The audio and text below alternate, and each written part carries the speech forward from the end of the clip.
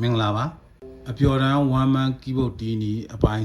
19ဒီတစ်ခါကျွန်တော်ဇော်ပိုင်ရဲ့အင်္ဂလိပ်ရဲ့စိတ်ကူးတခြင်းလေးကိုတင်ပေးလိုက်ပါတယ်ဒီချင်းလေးကအရန်လွယ်တယ်ရိုးရှင်းရှင်းလေးပဲအားကြောင့်မို့ကျွန်တော် intro နဲ့ solo နမူနာတစ်ခေါက်စီတီးပြလိုက်မယ် notes တာရွက်တင်ပေးထားမယ် notes ကိုကြည့်ပြီးတော့တီးကြည့်ပါအဆင်မပြေတာများရှိရင်ကျွန်တော်ကို comment မှာပြောခဲ့ပေးပါကျွန်တော်ပြန်ဖြေပေးပါမယ်အရင်ဆုံးကျွန်တော်တို့ intro လေးတီးကြည့်ပါမယ်1 2 3 4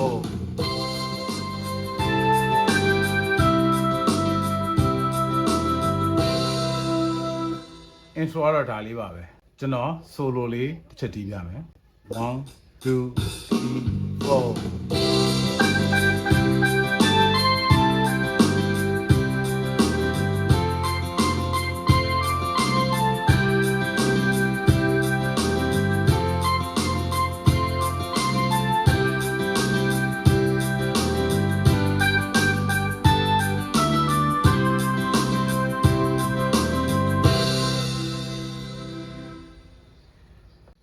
ကျွန်တော် note စာရွက်ကိုတင်ပေးထားပါမယ်ဒီသချင်းလေးကိုလိုက်တီးကြည့်ပါ